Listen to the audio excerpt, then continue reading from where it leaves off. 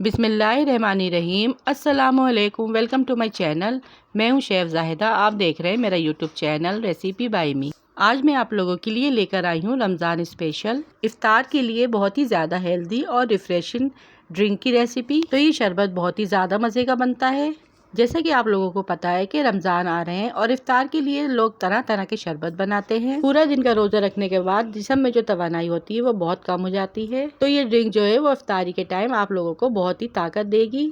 ये drink energy boost है। अगर आप अपने बच्चों को ये ड्रिंक बना के देंगी तो ये बहुत ही हेल्दी ड्रिंक है। तो आइए इस आसान और मज़ेदार सी साबूदाना ड्रिंक की रेसिपी को बनाना स्टार्ट करते हैं। इस ड्रिंक को बनाने के लिए सबसे पहले पैन में 3 गिलास पानी ऐड करेंगे। पानी को इतना पकाना है कि इसमें उबाल आ जाए।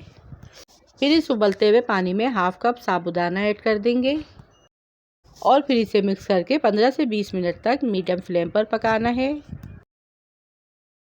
जब तक कि साबूदाना के जो दाने हैं वो ट्रांसपेरेंट ना हो जाएं।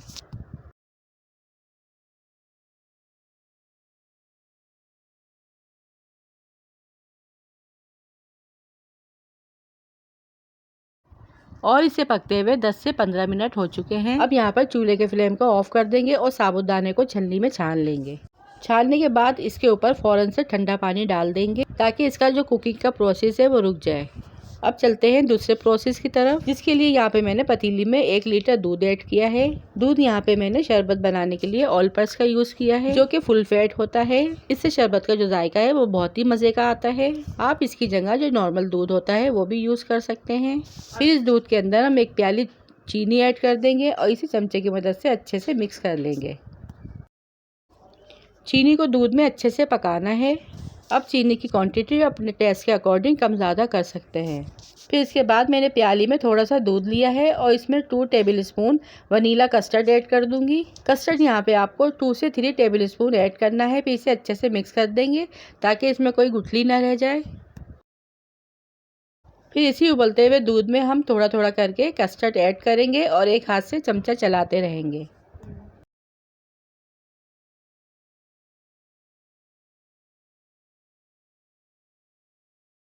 हल्का सा थिक होने तक हम इसे पकाएंगे।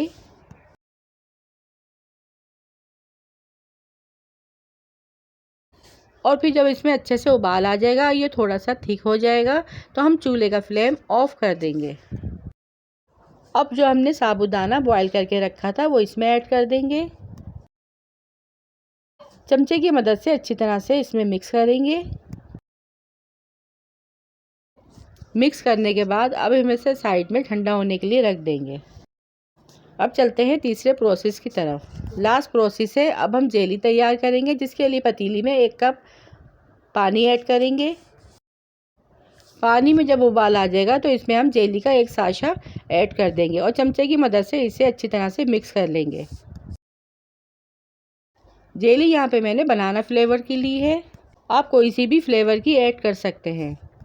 यहाँ पे जेली मुझे कुछ कम लग रही थी, तो इसके लिए मैंने 1 कप पानी और ऐड किया है और 1 साशा और जेली का मैंने इसमें ऐड कर दिया। अब इसे गाढ़ा होने तक हम मीडियम फ्लेम पर इसे पकाएंगे। जब इसका मिक्सचर हल्का सा थिक हो जाएगा और इसमें अच्छे से उबाल आ जाएगा तो हम चूल्हे का फ्लेम ऑफ कर देंगे और ठंडा होने के लिए इसे साइड में रख देंगे। और ये देखिए, ठंडा होने के बाद इसे मैंने एक शीशे के बाउल में निकाल लिया है। फिर मैं इसकी कटिंग कर दूंगी और ये देखिए जेली कितनी खूबसूरत और ज़बरदस्त सी कट हुई है। और इसके अलावा यहाँ पे मैंने बादाम और पिस्ता लिया, जिसे मैंने अच्छे से क्रश कर लिया है। ग्रीन के अलावा यहाँ पे मैंने थोड़ी सी रेड जेली भी ली है। शरबत को यहाँ पे मैंने आधा घंटे के लिए फ्रिज में रख दिया था ठंडा होने के लिए।